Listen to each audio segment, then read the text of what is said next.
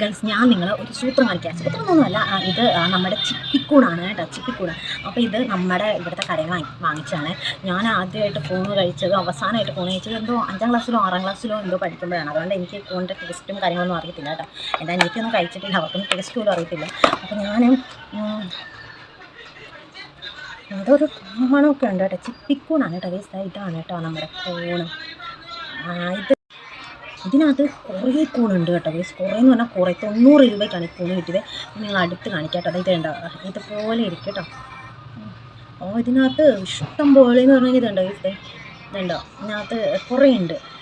ഇതുണ്ട്, ഇതുപോലൊരു ബോക്സ് നിറച്ചുണ്ട്.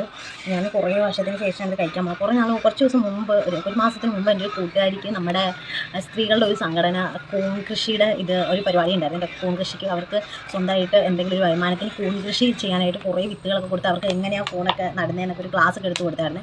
പക്ഷേങ്കിൽ അവർ നട്ടിട്ട് വന്ന ആ ഒരു കൂൺ കൃഷിയിൽ ഉണ്ടായ കൂണുണ്ടല്ലോ, അതെന്ന് പറഞ്ഞു കഴിഞ്ഞാൽ വിഷക്കൂണ് പോലത്തെ ഒരു വൃത്തികെട്ട കൂണായിരുന്നു. ആൾക്കാരെ പറ്റിക്കാനായിട്ടും കുറേ പേര് ഇറങ്ങിയിട്ടുണ്ട്. ഇതോ ചിപ്പിക്കൂണാണെന്ന് പറഞ്ഞിട്ട് വേറെ ഏതൊക്കെയോ കൂണൊക്കെ കൊണ്ട് കൊടുക്കുന്നുണ്ട് കുറേ സ്ഥലങ്ങളിൽ. കൂണൊക്കെ വെച്ച് ഒത്തിരി പേര് മരിക്കാറുണ്ട്. അപ്പം നമുക്ക് കൂണൊക്കെ കിട്ടിക്കഴിഞ്ഞാൽ കുറേ നേരം മഞ്ഞൾ വെള്ളത്തിലിട്ട് വെച്ചിട്ട് കളറൊക്കെ നോക്കിയിട്ട് വേണ്ടിയിട്ട് എടുക്കാനായിട്ട്. അപ്പം ഞങ്ങൾ എന്തായാലും കൂണൊക്കെ കറി വെച്ച് കഴിച്ചോക്കട്ടെ. എങ്ങനെ ടേസ്റ്റ് എന്നൊന്നും അറിയത്തില്ല. അത്രയും കൂണ് ഇതിൻ്റെ പൊന്നിതുണ്ടോ.